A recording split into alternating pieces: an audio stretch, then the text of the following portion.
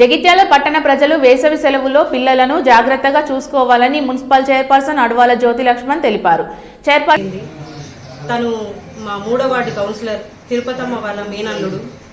పాపం ఈ బాధ భరించలేదు. ఎందుకనంటే పిల్లలు వేసవి తాపాన్ని తట్టుకోలేక ఈ ఈత కోసం అని వెళ్ళి చెరువులో ముని చనిపోవడం జరుగుతుంది.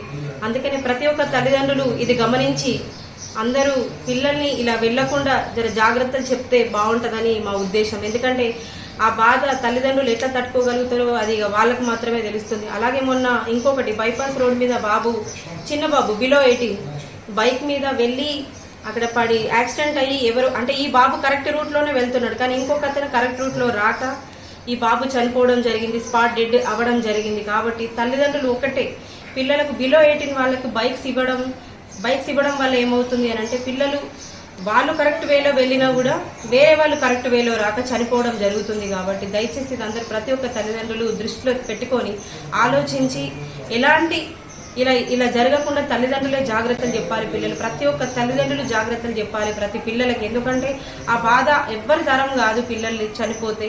అందుకని జగిత్యాల ఉన్న పట్టణ ప్రజలందరికీ తెలియజేయాల్సింది ఏంది అని అంటే ఖచ్చితంగా ప్రతి ఒక్క తల్లిదండ్రులు ఇటు మేము ఈతకెళ్తామని చెప్పినా ఎక్కడికైనా వెళ్తామని చెప్పినా కానీ దయచేసి బాగా జాగ్రత్తలు చెప్పి పంపించండి.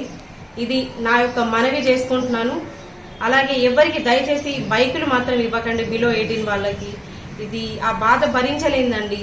ఇది నేను చాలా బాధపడుతూ లోపల నుంచి అనుభవిస్తూ చెప్తున్నాను నేను. ఎందుకంటే నిన్న మా కౌన్సిలర్ వల్ల పాపం మేనల్లుడు చనిపోయింది కాబట్టి ఆ బాధ ఎట్లుందో నేను చూసాను నా తల్లిదండ్రులు కాబట్టి చెప్తున్నాను. ప్లీజ్ దయచేసి అందరూ ఈ ఒక్క విషయాన్ని దృష్టిలో పెట్టుకొని పిల్లల్ని జాగ్రత్తగా చూసుకోవాల్సిన మనస్ఫూర్తిగా కోరుకుంటున్నాను.